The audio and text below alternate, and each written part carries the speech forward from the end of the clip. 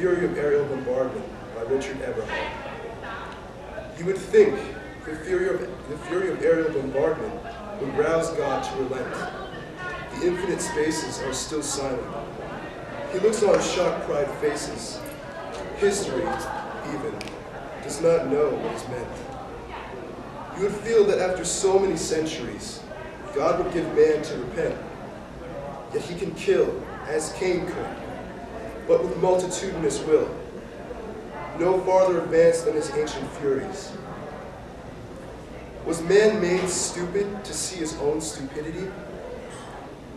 Is God by definition indifferent, beyond us all? Is there eternal truth, man's fighting soul, wherein the beast ravens in its own avidity? Of Van Wettering I speak, and Avero, names on a list, whose faces I do not recall. But they are gone to early death, who late in school distinguished the belt-feed lever from the belt-holding palm.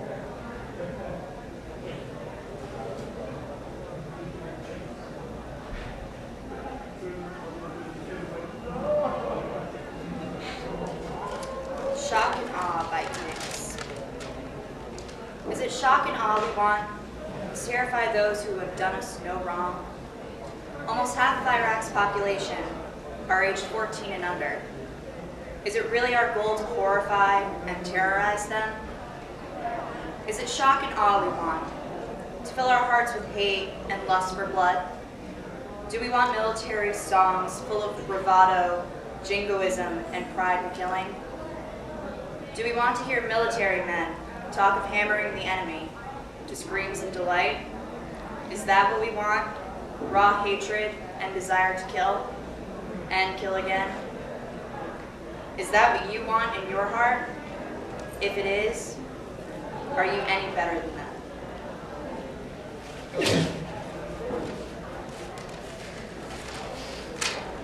At a War Grave by John Germain.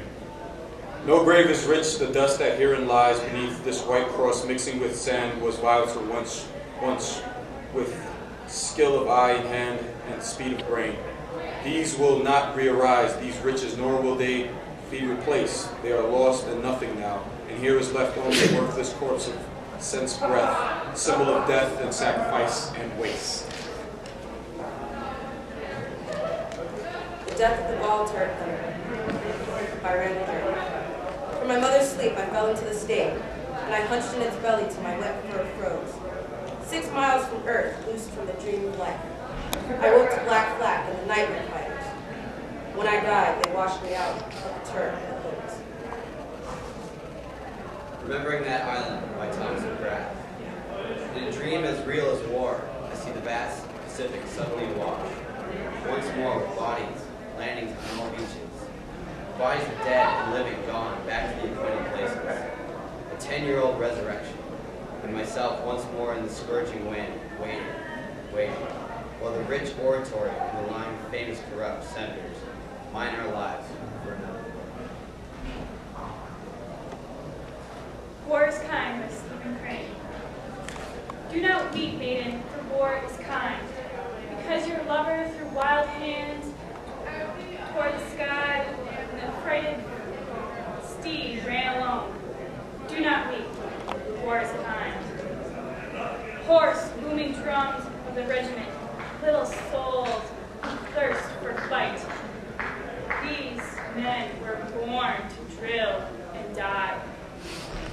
The unexplained glory flies above them. Great is the battle, great. And his kingdom, a field where 1,000 corpses lie. Do not weep, babe, for war is kind. Because your father trembled in yellow trenches, raged at his breast, gasped and died. Do not weep, the war is kind. Swift blazing flags of the regiment, eagles with crests of red and gold. These men were born to drill and die. Don't point for them is the virtue of slaughter. Make plain for them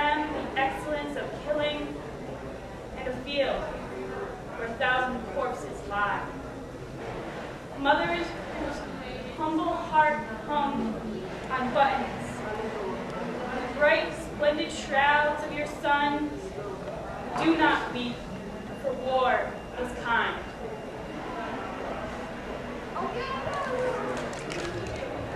The War in the Air by Howard Nemeroff. For a saving grace, we didn't see our dead, who rarely bothered coming home to die, but simply stayed away out there, in the clean war, the war in the air. Seldom the ghosts come back bearing their tales of hitting the earth, the incompressible sea, but stayed up there in the relative wind, shades fading into the mind. Who had no graves but only epitaphs, where never so many spoke for never so few. Per droit, said the partisans of Mars, per aspera to the stars. That was the good war, the war we won, as if there was no death, for goodness' sake. With the help of the losers we left out there, in the air, in the empty air. Anger invented becomes pain, unspoken becomes rage, released becomes violence, Anger unvented becomes pain, unspoken becomes rage, released becomes violence, Anger unvented becomes pain, unspoken